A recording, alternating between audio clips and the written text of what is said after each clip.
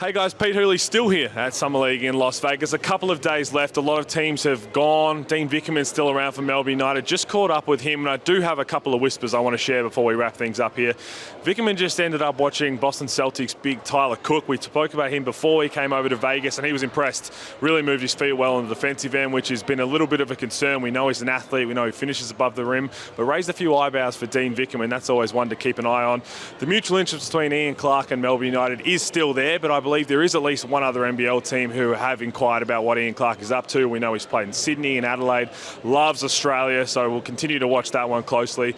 Did tweet yesterday about Gary Clark and the Hawks. Not sure where it's at today, but as I said, a couple of weeks ago, it looked like there was no chance that was going to happen and he would likely end up in Japan. Whilst Japan's probably still the front runner, I do believe that there is some positive movement on the Hawks side, and let's hope all NBL fans get to see Gary Clark back sooner rather than later. He was a fan favourite of many. A couple of other names I've got before we take off from here. Another one that were floated around a little bit. Someone was talking about some Nick Kay action potentially returning to the NBL.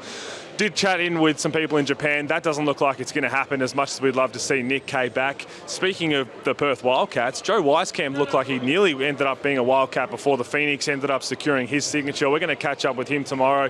Knowing there's all of that backstory, that's going to make a fun matchup to watch, Phoenix versus Perth in NBL 25. But a couple of other names that have been floating around recently. Tolo Smith for the Detroit, the big man. He's been playing really well this week. And also Harry Giles, veteran, 26-year-old. Who's not here at Summer League, but he has a name that I've been hearing a couple of times. And then as I was just about to finish up and we were about to watch another game, heard there's a name, Quavion Smith. He was on a two-way deal for Philly last year, 6th in the G League in scoring almost 20 points a game. He is very keen to come down to Australia. And I tell you what, look at some highlights. That is a certified bucket in stream athlete.